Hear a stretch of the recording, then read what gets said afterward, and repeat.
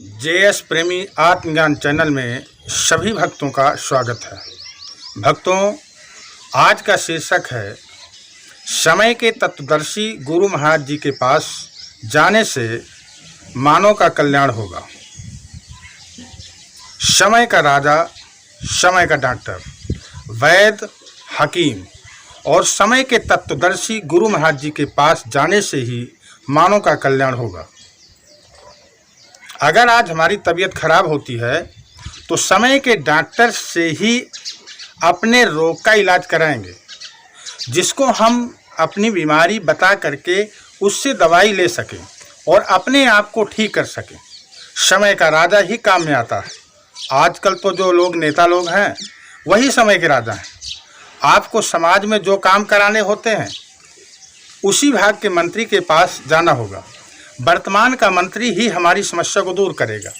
ठीक इसी प्रकार से आत्मज्ञान की प्राप्ति के लिए समय के तत्वदर्शी गुरु महाराज के पास जाना होगा। उनकी मूर्ति के आगे आप बैठ जाएं तो आपको कदापि आत्मज्ञान की प्राप्ति नहीं हो सकती है।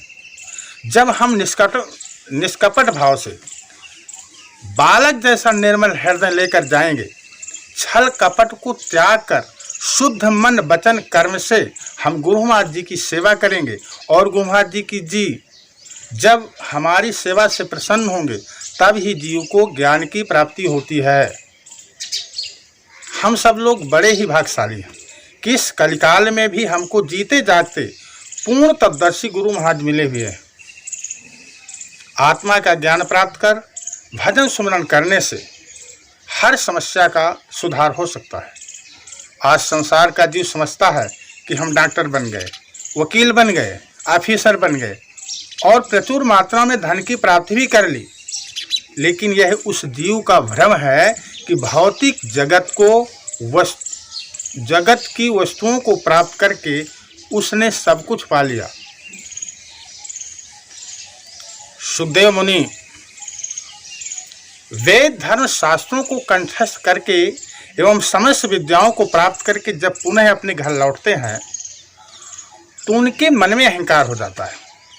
उनके पिता वेद व्यास जी, जिन्होंने महाभारत ग्रंथ की रचना की थी, अपने पुत्र सुखदेव को देखते ही हैं कि मेरे पुत्र को अभिमान हो गया है, इसको सारे वेद शास्त्र का अध्ययन हो गया है, लेकिन आत्मा का ज्ञान अभी तक नहीं हो पाया है।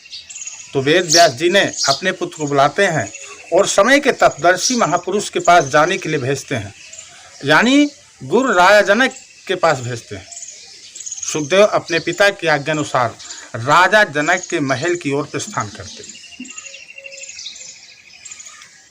राजा जनक का बहुत भव्य महल या उनके राजसी ठाट बाट को देख करके सुखदेव जी के मन में एक शंका उत्पन्न हो जाती है कि राजा जनक स्वयं इतने भव्य महल में निवास कर रहे हैं, इतने नौकर चाकर, इतने अत्यधिक सेना और इतना वैभव है, तो ये राजा जनक समय के तत्वदर्शी कैसे हो सकते? उनके तो मन में शंका उत्पन्न हो जाती है।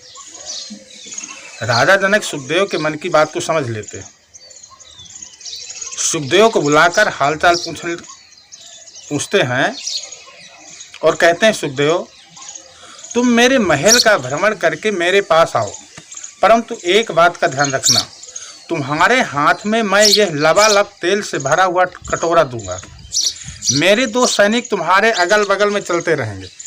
अगर कटोरे से एक भी बूंद जमीन पर टपकी तो मेरे सैनिक तेरा सिर धड़ से अलग कर दे। सुखदेव हाथ में लबालब भरा हुआ तेल का कटोरा लेकर चलते, सारे महल का भ्रमण करते हुए पुनः राजा जनक के पास आए।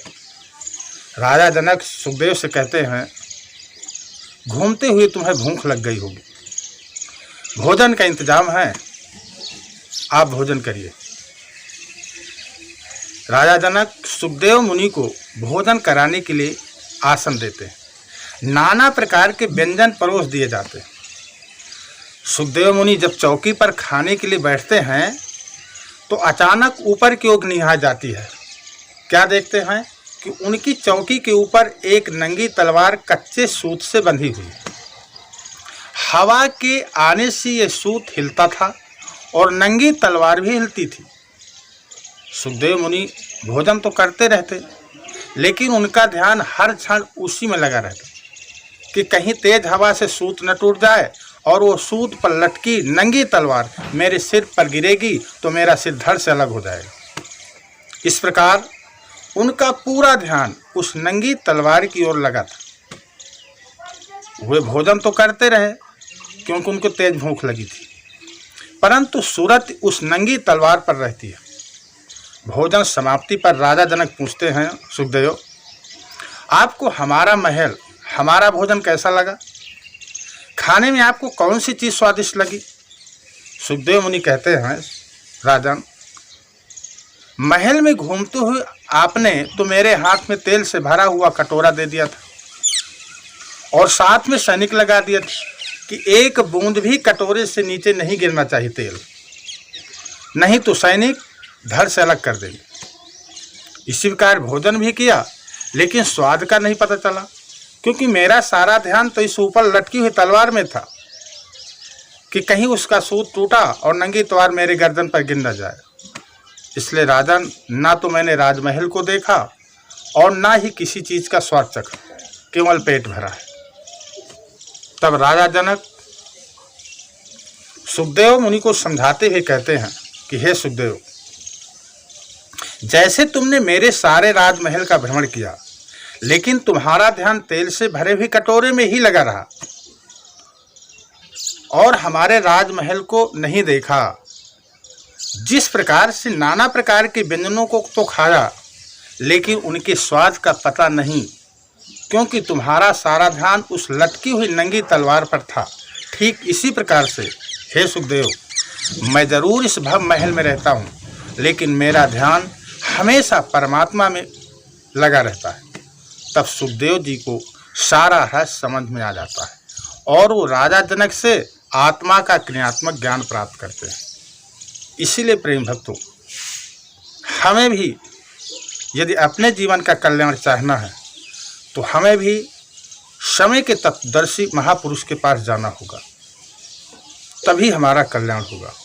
कहा भी है, हरि भक्तों के संग में लाग तोरी अच्छी बनेगी, भक्तों की संग में लाग तोरी अच्छी बनेगी, अच्छी बनेगी तेरी अच्छी बनेगी, अच्छी बनेगी तेरी अच्छी बनेगी, भक्तों हाँ हाँ हाँ हाँ संतों की संग में लागे तोरी अच्छी बनेगी, संतों की संग में लागे तोरी अच्छी।